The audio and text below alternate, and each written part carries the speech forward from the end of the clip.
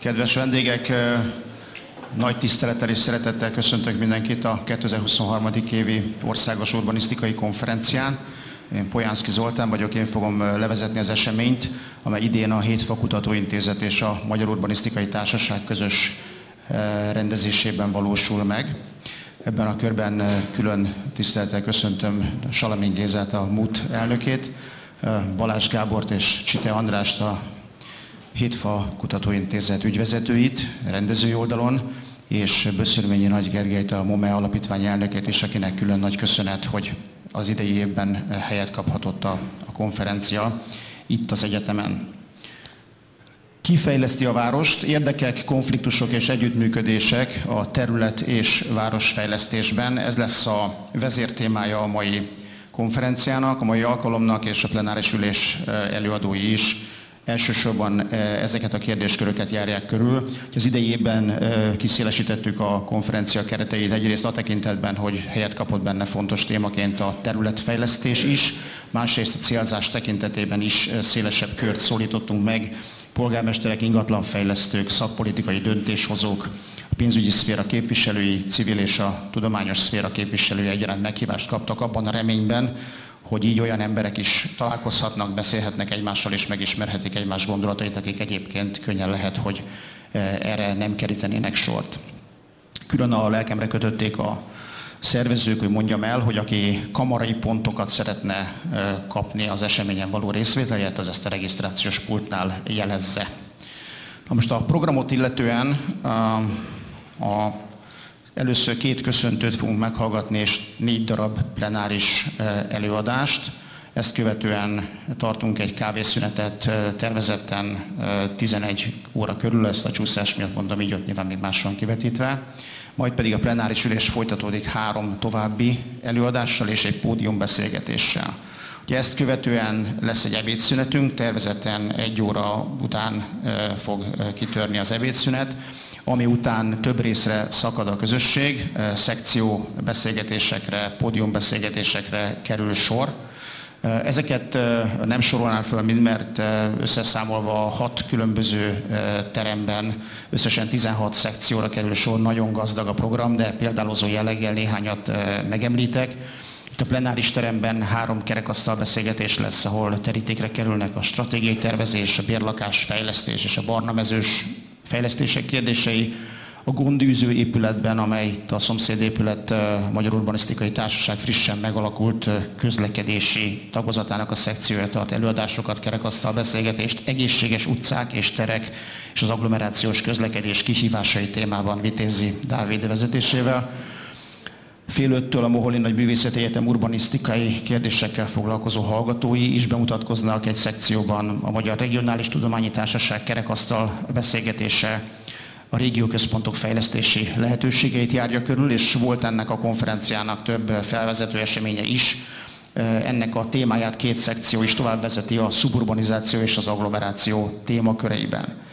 Most a szekciók pontos helyéről, idejéről, résztvevőiről alapvetően az interneten lehet tájékozódni.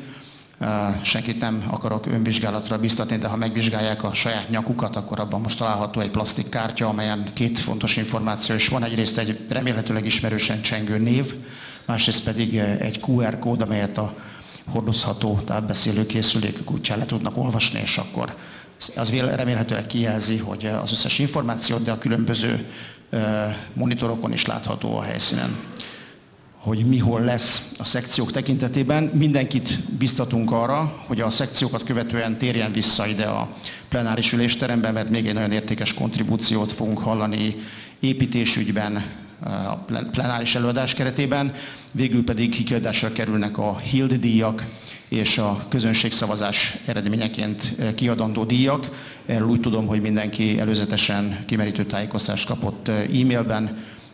14 óráig lehet még szavazni ennek a szavazásnak a keretében, egy önök által bizonyára ismert mágikus felületen. Talán technikailag még annyit mondanék el, hogy itt a mosdók itt a kijárattal szembeni kiszögellésnek a baloldali falán találhatók, illetve pontosabban onnan nyílnak. Köszönöm szépen a figyelmüket a bevezető tájékoztatáshoz, és akkor belekezdünk. Tisztelettel felkérem dr. Salamén Gézát, a Magyar Urbanisztikai Társaság elnökét, hogy tartsa meg köszöntő beszédét.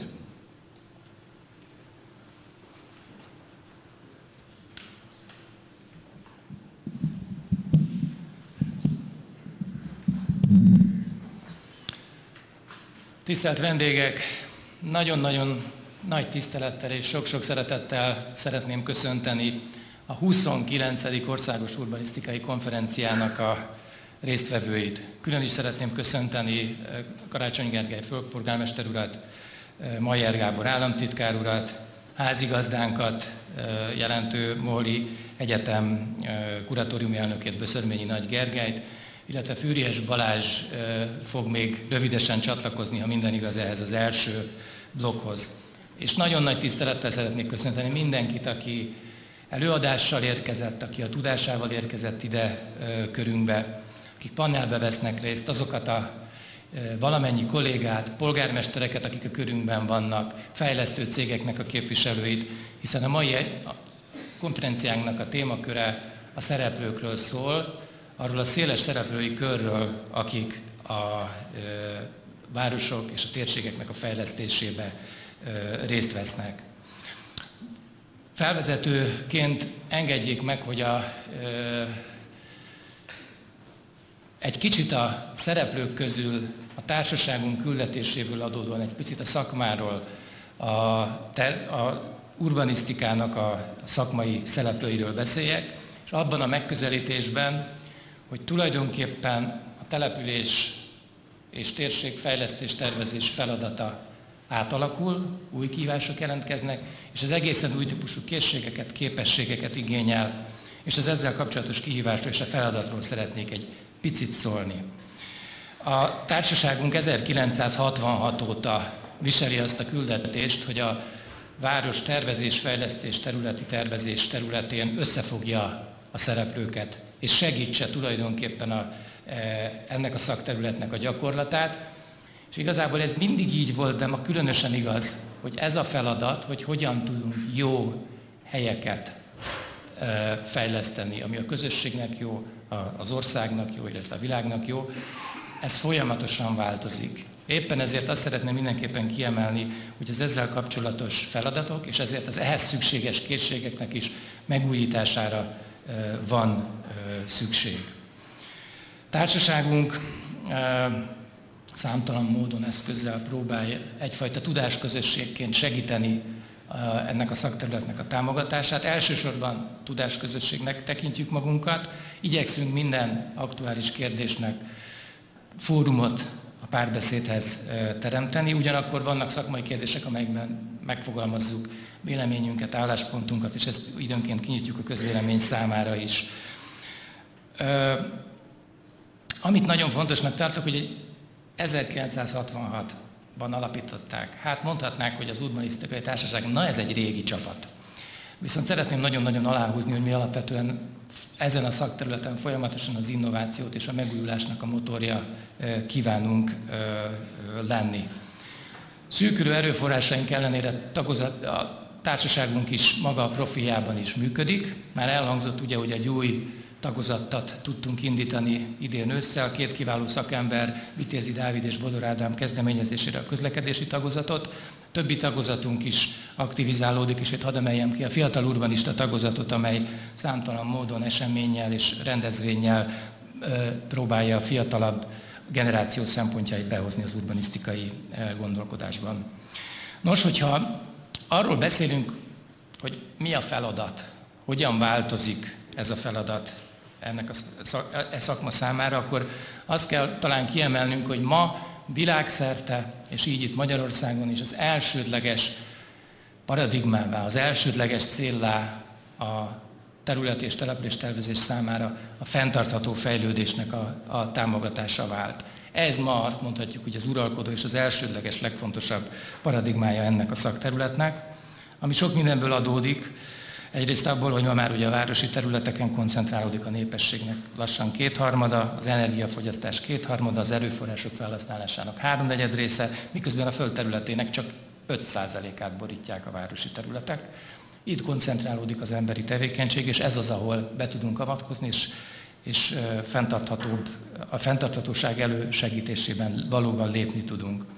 Ugye a társadalmunk nagy kihívása, talán körül nincs is igazán nagy vita, hogy hogyan tudjuk fenntarthatóvá tenni a világ, az emberi társadalom működését, és ennek a bizonyos fenntarthatósági átmenetnek kitüntetett terepe a város.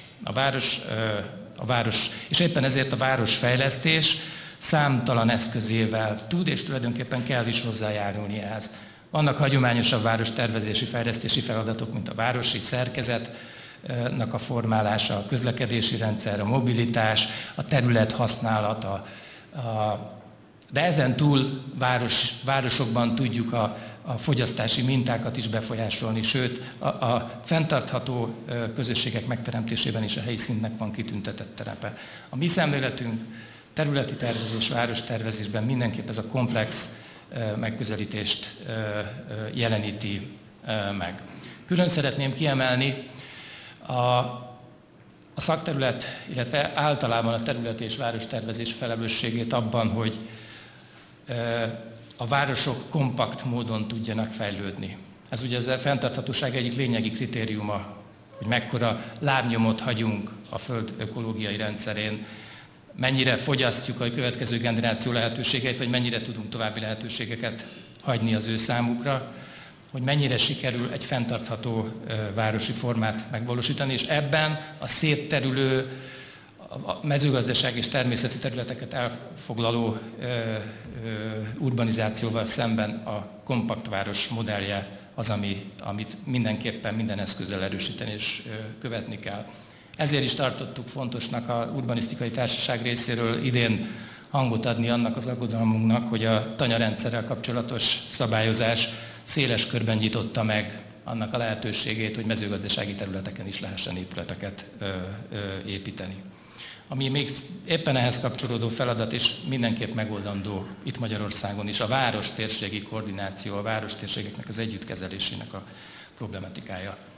Nos, itt Magyarországon is a gyakorlatban azt tapasztaljuk, hogy olyan tervezési folyamatok, szakmai folyamatok indultak el és zajlanak, amelyek ezt a fajta fenntarthatósági átmenetet támogatják. Fenntartható városfejlesztési stratégiák készülnek a városokban, erről külön szekció is fog ezzel foglalkozni. Fenntartható energia- és klímaadaptációs tervek készülnek, fenntartható mobilitási tervek készülnek, illetve a barna mezőkkel foglalkozik a szakpolitika is, illetve a szakma is. Nagy kérdés, hogy ezek a mondjuk úgy funkcionális és célzott tervezési, fejlesztési folyamatok hogyan kapcsolódnak a törvényekben előírt település tervezésnek az eszközeihez és a rendszeréhez.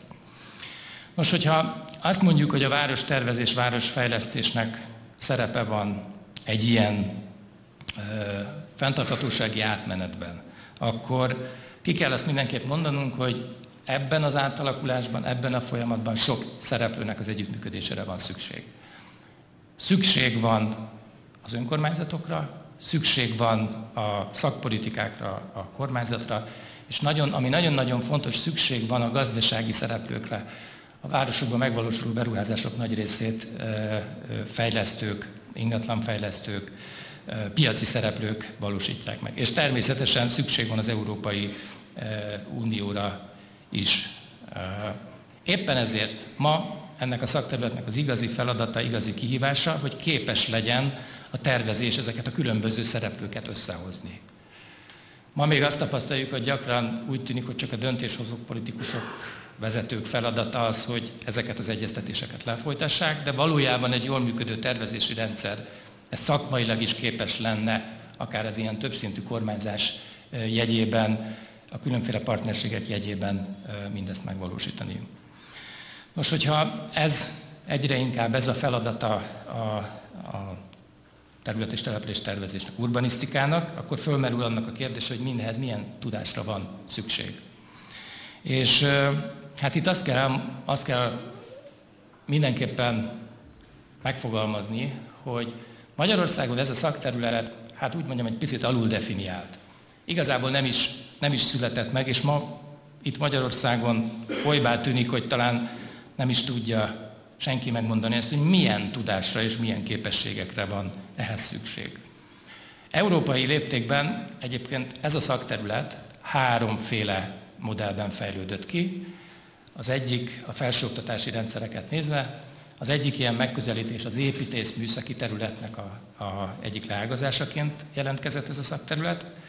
A másik hasonlóan széles körben elterjedt, amikor a társadalomtudományokból, társadalomgazdaság, földrajzi összefüggésekből fejlődött ki ennek a szakterületnek a képzési rendszere. A harmadik pedig az a modell, ahol ezt a szakterületet, az urbanisztikát, a spatial planninget egyfajta önálló diszciplinának és szakterületnek tekintik. Ez a legfejlettebb tervezési rendszerű országokban egyébként jellemzően így van, mondjuk említettem Nagy-Britanniának a példáját. Azt azonban mindenképp látszik, hogy ez a szakma, ez a szakterület egyre inkább az integrált fejlesztés és tervezés felé mozdul el, és egyre inkább az interdisziplinaritás válik fontossá és meghatározóvá. Az urbanisztikai társaságot, amikor alapították elődeink, 1966-ban is 11 különböző szakmának a közös projektjeként valósult meg és jött létre ez a szervezet. Most ennek kapcsán jelenleg ugye az a folyamat zajlik, hogy a település tervezés, sőt a területrendezés is egy építészeti törvénynek a keretébe kerül. Az az igazság, ezt a szakmánk részéről nem tartjuk jó megoldásnak, hiszen ez egy olyan integrált, interdisziplináris feladatkört jelentő terület, amelyet sokkal inkább egy átfogó tervezési vagy egy épp településügyi törvényben lenne ennek inkább a helye. Az az igazság, hogy azt is gondoljuk, hogy Magyarországon, ha a település tervezést, az építészet valamilyen részének próbáljuk tekinteni, ennek komoly vesztesége van, hatékonysági vesztesége van az ország fejlődése számára. A település szintű fejlesztés és tervezés az valójában nagy társadalmi, nemzeti célok elérésének egy nagyon-nagyon fontos terepe. Azzal a sajátos képességgel, amivel össze tudja rakni egy adott térfejlesztések köré a fejlesztőt, a vállalkozót, a döntéshozókat, a különféle szereplőket, és integrálni tudja ezeket. Éppen ezért az urbanisztikai társaság elszánt amellett, hogy ebben a bizonyos hiátusban, hogy szakmává tudjon válni ez a szakterület, jobban, mint most, ebben aktív szerepet kíván vállalni, és ennek érdekében a urbanisztikai társaság a közeljövőben sokak bevonásával meg fogja fogalmazni ennek a szakterületnek az alapvető kritériumait, mihez kell, hogy értsen az urbanisztikai területi, településtervezési, fejlesztési szakember. Ennek egy nagyon fontos kiinduló eleme az, hogy az európai ernyőszervezetünk, a European Council of Spatial Planners 2018-ban megfogalmazott egy irányelvrendszert a 21. század urbanisztikai szakterülete számára. Ezen kívül pedig a közelmúltban az Akadémiai Kutatóhálózat Társadalomtudományi Kutatóközpontjával közösen végeztünk egy felmérést a hazai szakmagyakorlók körében, hogy milyen típusú készségekre és tudásokra van szükség. Most ezeknek felhasználásával a MUT a közeljövőben közzé fogja tenni tervezetét a urbanisztika terület és település tervezés fejlesztés szakmai kompetencia rendszerével kapcsolatban, és november 15-től egy általános szakmai vitára is fogjuk ezt megnyitni. Ezúton is bátorítanék minden kedves kollégát, érintett szervezeteket, intézményeket, hogy ebbe kapcsolódjanak be, és segítsenek megfogalmazni azt, hogy ma mire van szükség, milyen típusú tudásokra, ami aztán segítheti mind a képzési kínálatot, mind a szakmai rendszer, szakpolitikai irányítását.